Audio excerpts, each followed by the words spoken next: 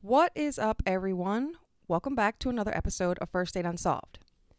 Today, I am finally getting to cover Mary Amelia Allen and Linda O'Day. These ladies were first mentioned back in season 2 when I covered the Tina Marie Lauser episode. A lot of connections that don't add up. Anyway, I won't get too into it, but thanks to newspapers.com, again, not sponsored, I pay for the membership, but thanks to newspapers.com, I was able to find at least a little bit of information on these cases. Not so much the individuals themselves, unfortunately, but, these are still cold cases and I feel they should be covered. So let's get into it. Mary Amelia Allen is listed as the 6th oldest cold case in the state. We recently covered the oldest cold case towards the end of season 2 with Pauline Money, and Mary is the 6th oldest. 73-year-old Mary Amelia Allen worked at Leroy's Feminine Fashions, located at 832 Market Street in Wilmington. Leroy's is no longer in business, but the building still stands and is now a T-Mobile store. Cora Johnson, who was Allen's supervisor, described Mary as being a very sweet person, quiet, and soft-spoken. Mrs. Allen lived just 15 minutes away from her place of employment and routinely caught the 9:30 a.m. bus every morning, so it seemed odd to Johnson that Mary was late on the morning of Thursday, July 24th, 1975. Mary was always punctual and was very reliable.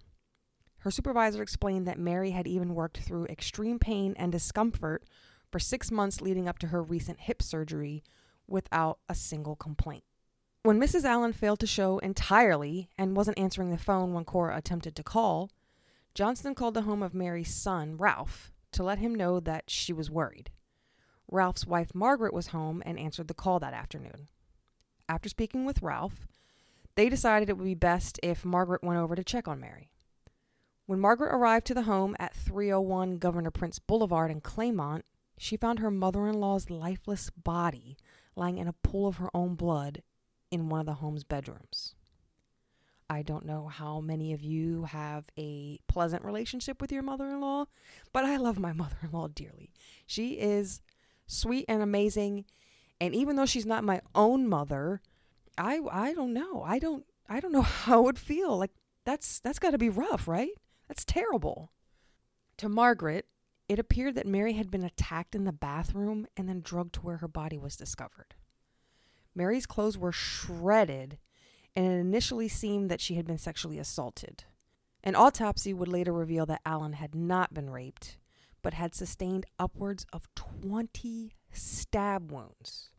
Okay, so a paper cut hurts. Cutting your finger while preparing dinner hurts. I should know. I do it once a week.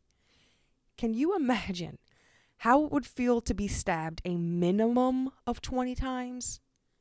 Forcibly stabbed and attacked 20 times.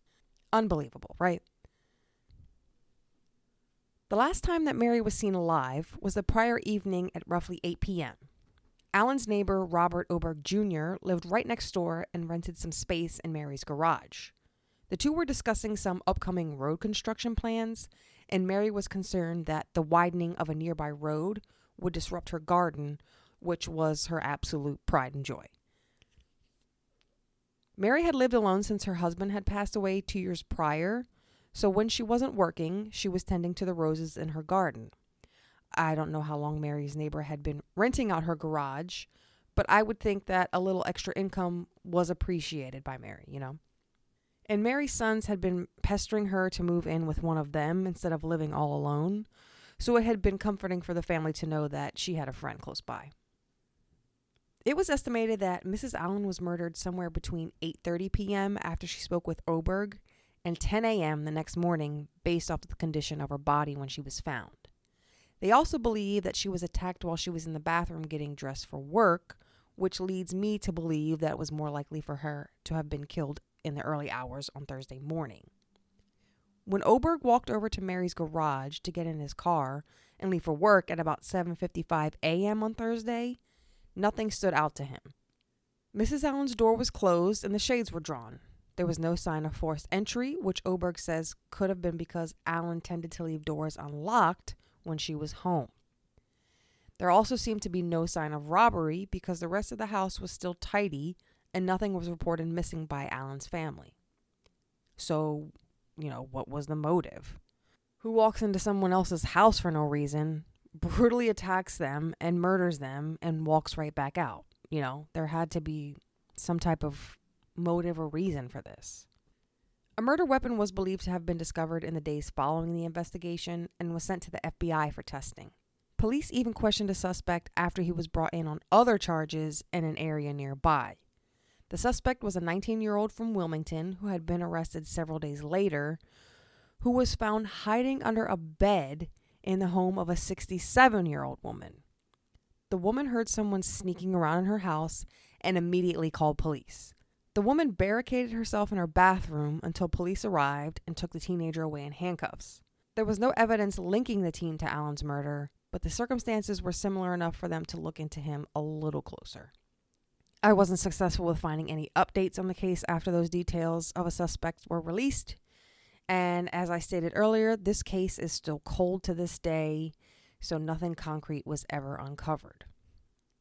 How unfortunate is that? But that leads us into the next part of the episode where we get into Linda's case. I didn't find nearly as much information for her as I had hoped to, but what I have put together for you is better than nothing. So this episode is going to be just a little bit shorter than usual, but, still unsolved cases in Delaware, right? Here's a quote I found in a newspaper clipping from 1981. Quote, "I think after we sit down and think about the case, we won't have any problem coming up with some suspects," said Police Chief Eugene C. Petty. Quote, "He spoke confidently of solving the killing, which shocked residents of the quiet, closely knit community." End quote. Well, that was June of that year, 1981, and despite the FBI even getting involved, Linda's killer has never been brought to justice. Miss O'Day was a single, hardworking 25-year-old woman who was making her way in this world.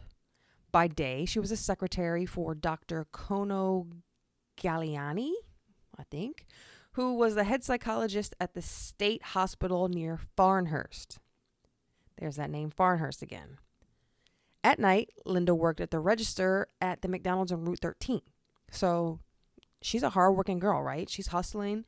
She's making moves. She's working 2 jobs, as a lot of us do nowadays. She's making her way. Linda had moved into her first floor apartment, which was a converted 2.5-story home at 129 East 3rd Street in Newcastle, and she moved in just 9 months prior to her murder. She must have really liked the area because she had grown up with her parents and 3 sisters less than 1 block away on 2nd Street. Her parents had sold the family home just a few years earlier.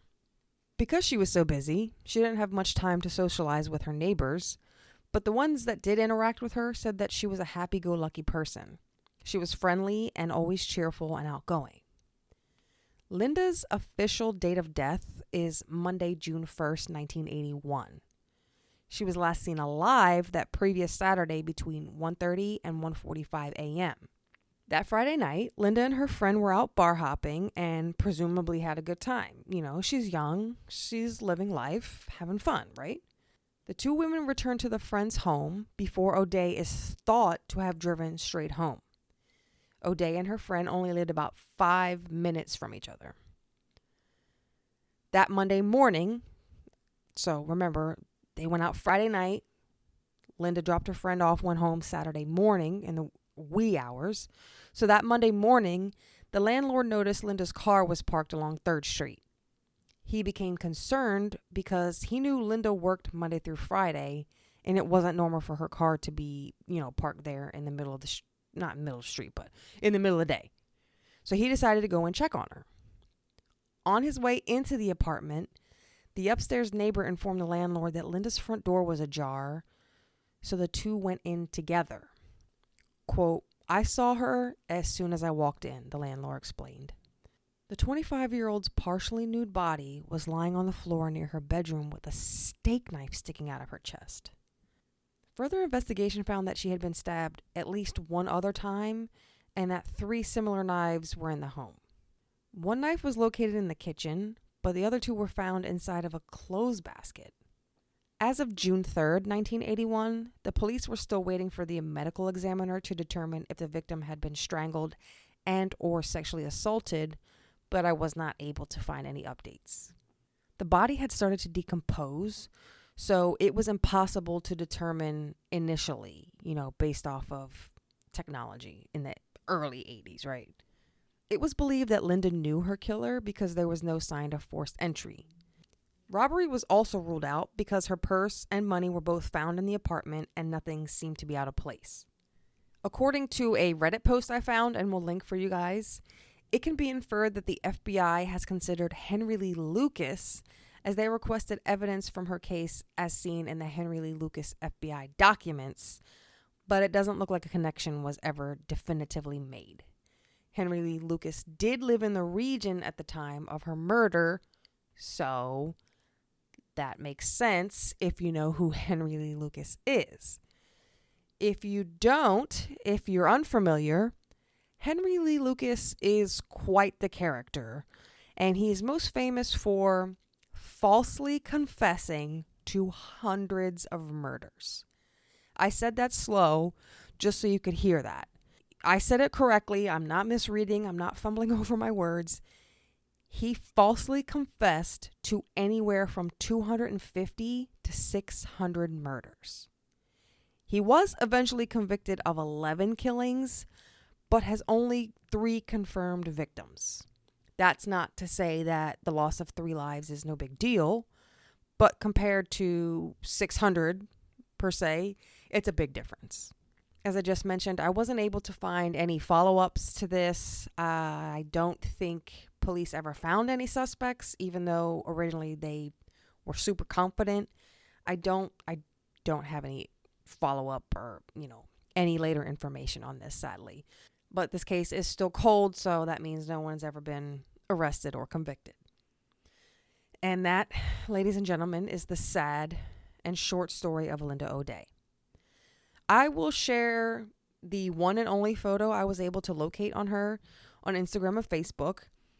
And since I've been covering shorter stories over on TikTok, I'll make sure to feature her and Mary as well.